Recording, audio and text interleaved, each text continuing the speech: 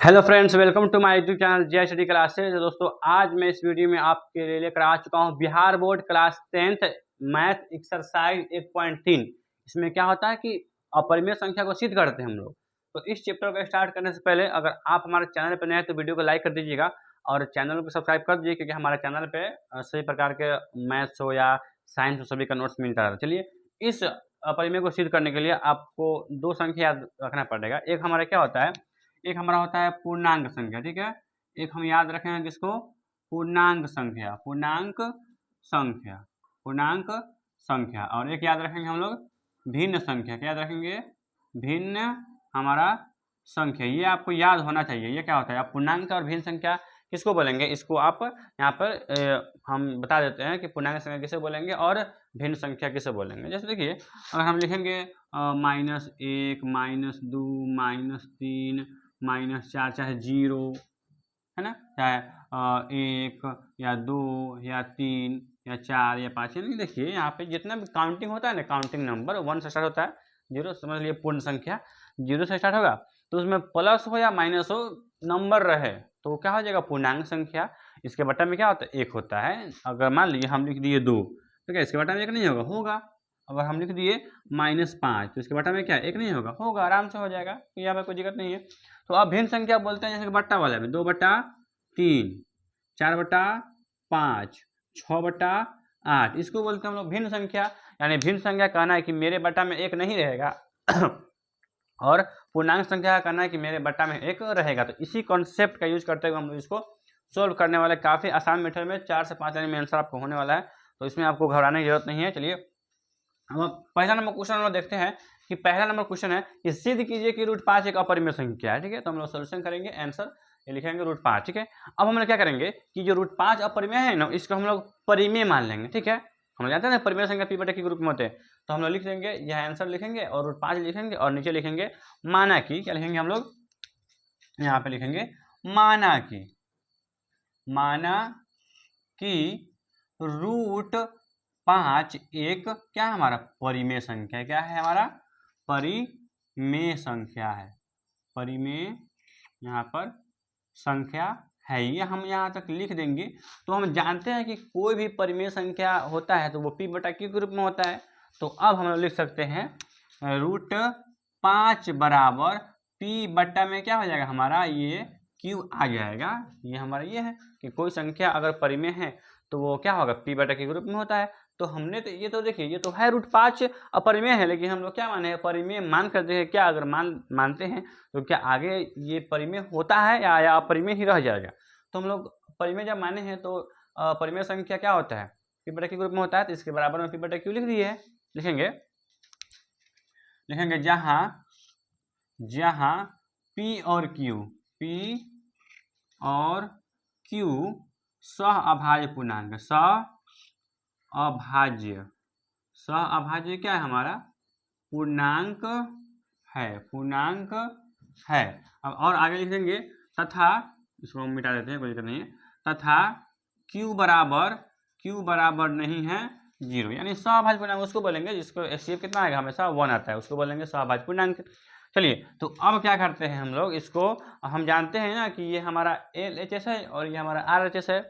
तो हम अगर LHS में कोई संख्या प्लस करे तो RHS में प्लस करना पड़ता है, अगर इसमें कोई माइनस कर रहा है तो इसमें माइनस करना पड़ता है, अगर इससे गुना कर रहा है तो इससे भी गुना करना पड़ता है। तो हम यहाँ पे क्या करेंगे, ये हमको रूट कैंसिल करना है, तो हम लोग क्या करेंगे, स्क्वायर करेंगे। क्या करेंगे? स्क्वायर यानी वर्ग करेंगे ना। तो हम लिखेंगे दोनों तरफ वर्ग करने पर, क्या लिखेंगे यहाँ पे, दोनों तरफ वर्ग करने पर, दोनों तरफ क्या करने पर, वर्ग करने पर, वर्ग करने पर।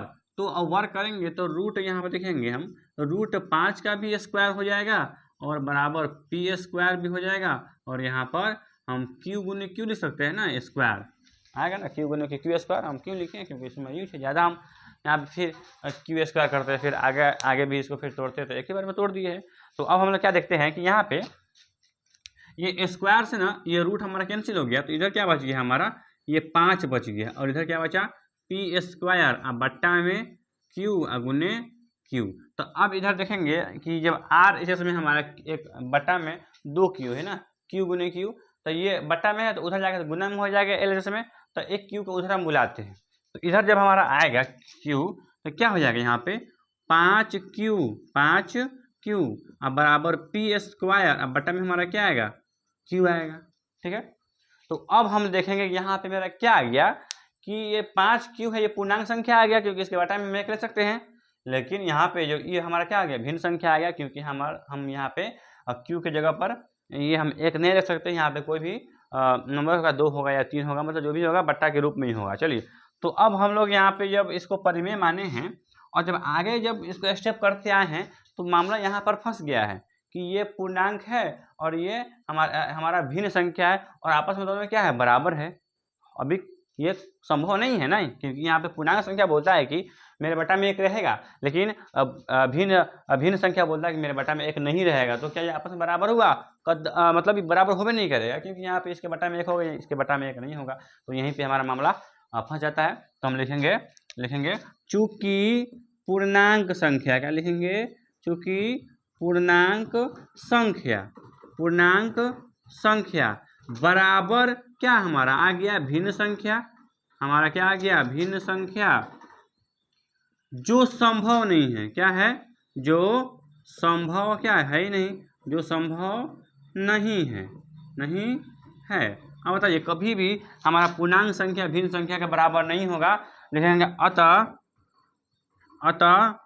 मेरा मानना गलत साबित हुआ। मेरा मानना गलत साबित हुआ। गलत क्या हुआ हमारा? साबित हुआ। गलत साबित हुआ। ठीक है, इसलिए √5 एक क्या है? √5 एक अपरिमेय संख्या है। √5 एक अपरिमेय हमारा क्या है? संख्या है। ये हमारा क्या हो गया? यही तो प्रूव करना था। तो ये हम लोग क्या कर दिए, इसको प्रूव्ड कर दिए काफ़ी आसान भाषा में। ये देखिए स्टेप यहाँ पे कितना 1 2 3 4 5 में हमारा कंप्लीट हो गया। वीडियो लंबा होगा, इसका मतलब हमने समझाया है आपको, इसलिए वीडियो लंबा हुआ है। तो ये अब इसमें हम लोग क्या किए हैं? कुछ नहीं किया है, ये अपरिमेय था। ठीक है, तो हम लोग मान लिए हैं कि परिमेय है। जब मान लिए हैं तो फिर हम स्टेप करते, लेकिन यहाँ पे क्या हो गया? मामला गड़बड़ा गया। तो अगर यहाँ पे अगर सॉल्यूशन आता कि दोनों बराबर हो जाता तो मान लेते कि ये हमारा परिमेय है, लेकिन मामला खत्म, यहाँ पे मामला खराब हो गया। तो ये क्या हो गया? हमारा अपरिमेय संख्या था और हमने सिद्ध कर दिया ये अपरिमेय संख्या है। चलिए, अब इसका 2 नंबर जो क्वेश्चन है उसमें है यहाँ पे कि सिद्ध कीजिए कि 3 + √5 है। 3 प्लस यहाँ पे उसमें है कि 3 + 2√5 है। ठीक है, अब इसको सिद्ध करना है कि अब इसमें क्या है कि यहाँ पे 3 तो हमारा परिमेय है और यहाँ पे 2 भी बाहर में परिमेय है और ये क्या है? अपरिमेय। लेकिन जब ये आपस में मिल गया तो क्या हो गया? ये पूरा अपरिमेय हो गया। तो अब हमको सिद्ध करना है कि क्या वाकई में यहाँ पे ये परिमेय होगा या अपरिमेय होगा। चलिए, तो हम इसमें जानते हैं कि 3 तो हमारा परिमेय है और 2 परिमेय है, लेकिन √5 क्या है? अपरिमेय है। अब ये समझेंगे हम कि कोई बच्चा अगर गलत स्वभाव में रहेगा तो वो गलत ही कहाएगा, यानी चोर के साथ जो रहता है वो चोरी कहलाता है। तो इसमें हम देखेंगे कि √5 क्या है? असल में वही मेन चोर है ना। तो √5 को अगर हम सिद्ध कर देंगे यही चोर है तो उसके साथ भी जो मिला हुआ है वो भी चोर होगा। यहाँ तो कोई दिक्कत नहीं होने वाला है काफ़ी। यहाँ पे देखिए, तो अब √5 है ना, तो फिर वही करेंगे, हम लोग √5 को मानेंगे। माना कि √5 एक परिमेय संख्या है, मान लिए इसको। तो इसमें हम लोग क्या किए हैं कि √5 को हम लोग क्या कर दिए है कि माना कि √5 एक परिमेय संख्या है। और सेम प्रोसेस 1 नंबर क्वेश्चन की तरह इसमें करेंगे। और हमने यहाँ पे जब सेम प्रोसेस करेंगे तो हमने साबित कर दिया कि √5 क्या एक अपरिमेय संख्या है। तो यहाँ पे एक नियम काम करता है कि परिमेय संख्या के साथ कोई संख्या गुना में रहे, कोई संख्या भागा में रहे, कोई संख्या जोड़ में रहे या कोई संख्या घटा में रहेगा, वो भी क्या होगा? हमारा अपरिमेय संख्या ही होगा। तो हम लिखेंगे यहाँ पे आगे अगला स्टेप में आप लिख देंगे। यहाँ पे इसको हम क्लीन करते हैं। यहाँ पे लिखिएगा, इसके नीचे जगह नहीं है, यहाँ पे ये प्रूफ अभी यहाँ पे नहीं होगा, यहाँ पे ये नहीं होगा। ठीक है, आगे लिख दीजिएगा चूंकि यहाँ पे लिखिएगा परिमेय, चूंकि परिमेय संख्या और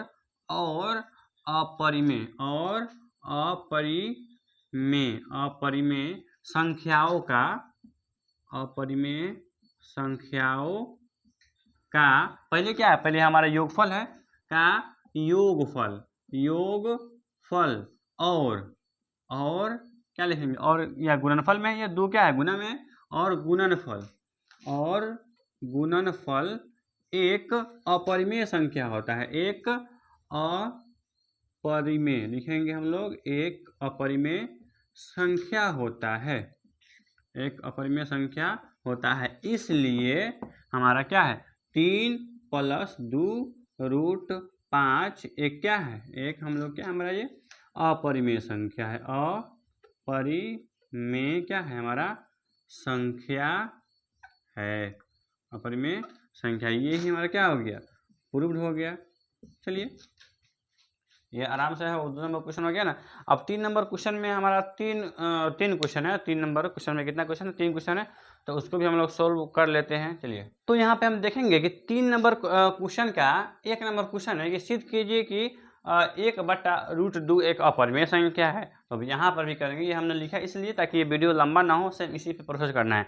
तो इसमें क्या है देखिए, यहाँ पे एक तो परिमेय है लेकिन √2 क्या है, एक अपरिमेय है, तो हम लोग √2 के मानेंगे, क्या मानेंगे, √2 को मान लेंगे क्या अपरिमेय, जहाँ जहाँ भी रूट है उसके यहाँ पे क्या मानेंगे 5 को हटा के क्या लिखेंगे 2 लिखेंगे, ठीक है।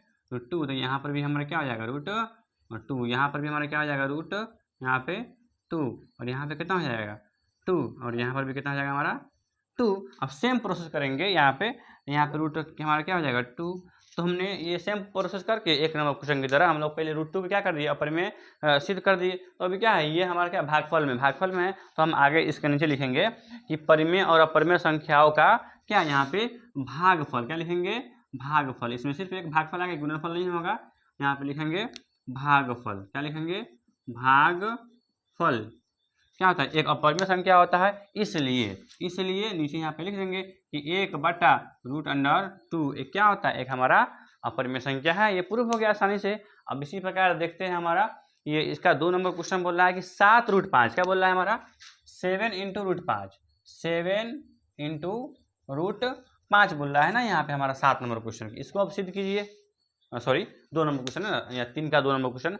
तो अब फिर वही बात आ गया कि इसमें ये 7 क्या है हमारा गुना में है, तो √5 को हम अपरिमेय सिद्ध कर देंगे, तो जहाँ जहाँ 2 है उसको 5 कर दीजिए, कोई दिक्कत नहीं है यहाँ पे। इसको हम लोग क्या करेंगे √अंडर, यहाँ पे हो जाएगा ये 5, ये भी हो जाएगा हमारा ये 5, और तो यहाँ पे भी अंदर हो जाएगा हमारा 5, तो ये भी हो जाएगा हमारा 5। बाकी प्रोसेस सेम है, 5 यहाँ पे क्या हो जाएगा 5, और यहाँ पे क्या होगा कि सिर्फ गुणनफल है, तो भागफल को हटा क्या लिख देंगे गुणनफल, क्या लिख देंगे हम लोग गुणनफल। इसलिए क्या हो जाएगा हमारा कि 7 है ना, 7√5 एक क्या है अपरिमेय संख्या है। हम लोग लिख दिए ना कि चूँकि परिमेय संख्या और अपरिमेय संख्याओं का गुणनफल एक अपरिमेय संख्या होता है, इसलिए 7 × √5 एक अपरिमेय संख्या है। ये भी कुछ ज़्यादा ये इंपॉर्टेंट क्वेश्चन बहुत है, क्योंकि 2 नंबर का ऐसा पूछता है, और स्टेप इतना ईजी है कि 2 नंबर आप यूँ ले लेंगे ना मस्ती में। तो इसका 3 नंबर क्वेश्चन ये है कि 6 + √2 है, क्या है हमारा 6 + √2 है, 6 + √2 है। तो हमको क्या करना है √2 को अपरिमेय साबित करना है ना, तो √2 यहाँ पे फिर मिटाकर 2 लिख दीजिए, यहाँ पे 2 लिख दीजिए, और यहाँ पर भी कितना आ जाएगा हमारा 2 आ जाएगा, और यहाँ पर भी कितना आएगा 2 आएगा, और यहाँ पर भी कितना आएगा 2 आएगा, फिर से यहाँ पे 2 आएगा। अभी क्या है योगफल है ना, योगफल, तो यहाँ पे कितना आ जाएगा हमारा 6 + √2, तो यहाँ पे क्या लिख देंगे हम लोग योगफल लिख देंगे, कोई दिक्कत नहीं होने वाला है। यहाँ पर लिख देंगे योगफल। हम लोग क्या किए, अब इस क्वेश्चन में हम देखेंगे तो यहाँ पे क्या है कि 6 तो प्लस में है, यानी 6 ये हमारा क्या है अपरिमेय संख्या है, लेकिन √2 क्या अपरिमेय है, तो √2 को अपरिमेय सिद्ध कर दिए। तो हमारा क्या नियम है कि चूंकि परिमेय और अपरिमेय संख्याओं का योगफल एक अपरिमेय संख्या होता है, इसलिए 6 + √2 एक अपरिमेय संख्या है। तो इस प्रकार आपका ये 1.3 चैप्टर भी खत्म हो गया। काफ़ी आसान भाषा में मैंने समझा दिया इसको। तो उम्मीद करता हूँ वीडियो अच्छा लगा तो वीडियो को लाइक कीजिए और चैनल को सब्सक्राइब कीजिए। चलिए मिलते हैं अगले वीडियो में।